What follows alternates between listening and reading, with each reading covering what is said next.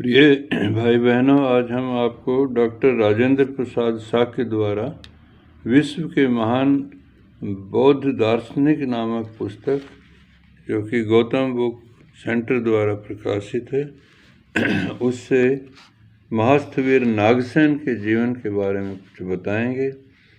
ये 150 ईस्वी पूर्व की बात है। बौद्ध दर्शन की थेरवाद परंपरा में नागसेन का नाम विशेष तौर से लिया जाता है।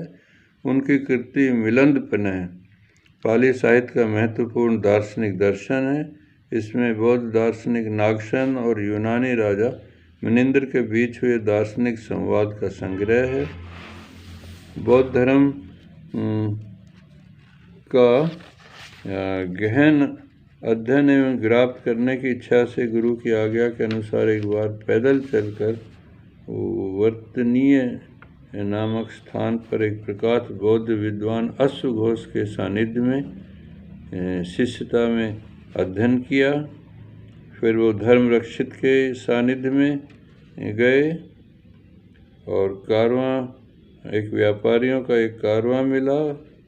उस कारवां के स्वामी तरुण बौद्ध भिक्षु की महान तार्किक, कुशल वक्ता, उपदेशक, सौम्य और शांत स्वभाव की प्रतिभा से प्रभावित हुए और खुशी से खाने पीने का ध्यान रखा। 100 योजन दूर पटना पहुँचे। पटना पहुंचकर अशोकाराम विहार में आचार्य धर्म रक्षित के सानिध्य में नागसेन ने बौद्ध तत्व और त्रिपिटक का गहन अध्ययन किया। फिर प्रथम शताब्दी में नागसेन यूनानी राजा मिलिंद के साम्राज्य, जो सतलुज यमुना नदी के आसपास पंजाब, जो वर्तमान पाकिस्तान में है, तक फैला था। उसकी राजधानी सियालकोट थी। यूनानी राजा मिलिंद यूनानी दर्शन में पारंगत, बुद्धिमान एवं योग विद्वान थे। नागसेन शास्त्रार्थ करने निश्चित दिन मिलिंद के महल गए। राजा मिलिंद बौद्ध भिक्षु नागसेन से शास्त्रार्थ में पराजित हुए। कामकाज अपने पुत्र को सौंपकर राजा मिलिंद ने नागसेन से बौद्ध धर्म की दीक्षा ग्रहण की और भिक्षु बनकर संघ में रहने लगा।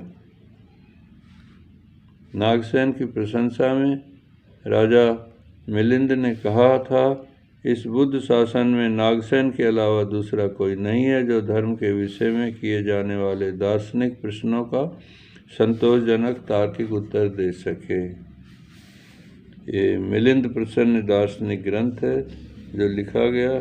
मिलिंद प्रसन्न में नागसेन की युक्तियाँ आत्मवाद का जोरदार खंडन करती है।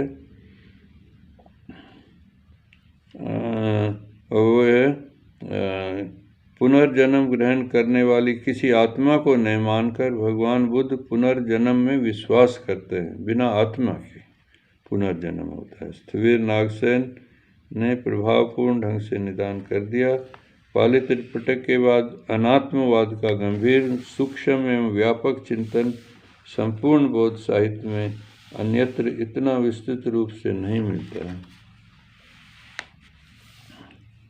अनात्मवाद का सिद्धांत आचार्य नागसेन और मिलिंद ने समझाया गया है।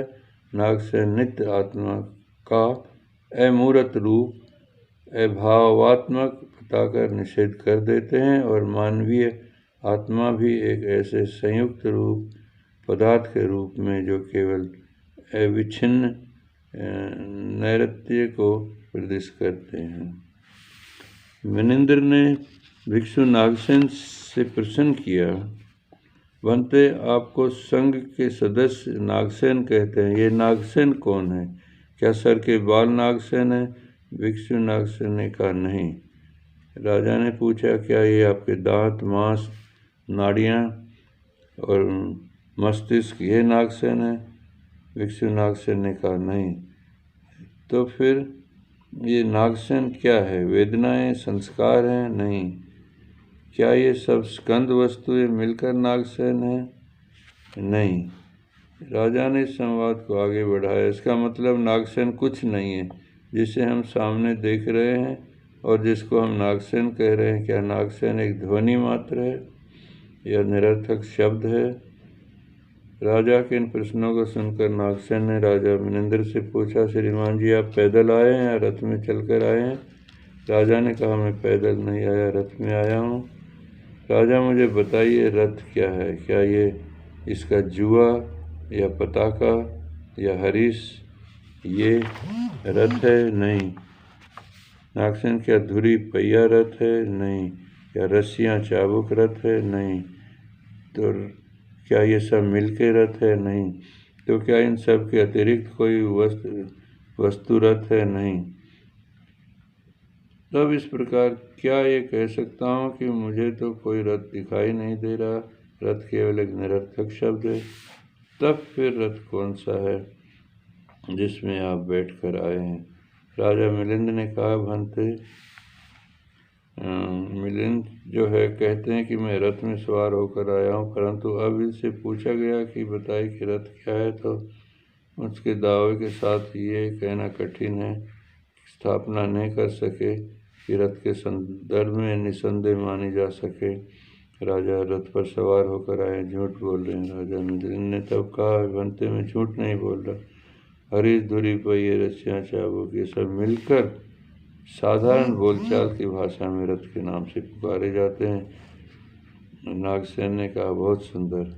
अब आपने राजन ठीक तरह से रथ की अभिप्राय को ग्रहण किया। ठीक इसी प्रकार सभी वस्तुओं के विषय में उत्तर है जिसके लिए आपने मुझे प्रश्न किया था, अर्थात विभिन्न प्रकार की ऐन्द्रिक प्रवृत्ति को मनुष्य शरीर में है एवं पंचस्कंद इत्यादि सभी मिलकर साधारण बोलचाल की भाषा में मुझे नागसेन कहते हैं। इस संवाद में निरात्मक के भौतिक और आध्यात्मिक दोनों पक्ष को नागसेन ने स्पष्ट किया है।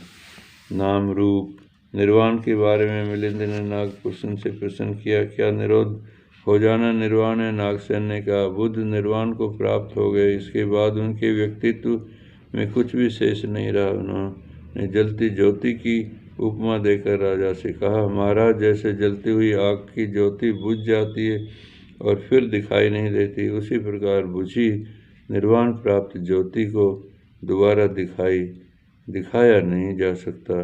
ठीक इसी प्रकार बुद्ध का व्यक्तित्व दिखाया नहीं जा सकता। इस प्रकार नागसेन का दार्शनिक चिंतन, अनात्मवाद, नाम रूप, निर्वाण का स्वरूप इनके ग्रंथ मिलिंद प्रसन्न में संकलित है। आपका मंगल हो, आपका भला।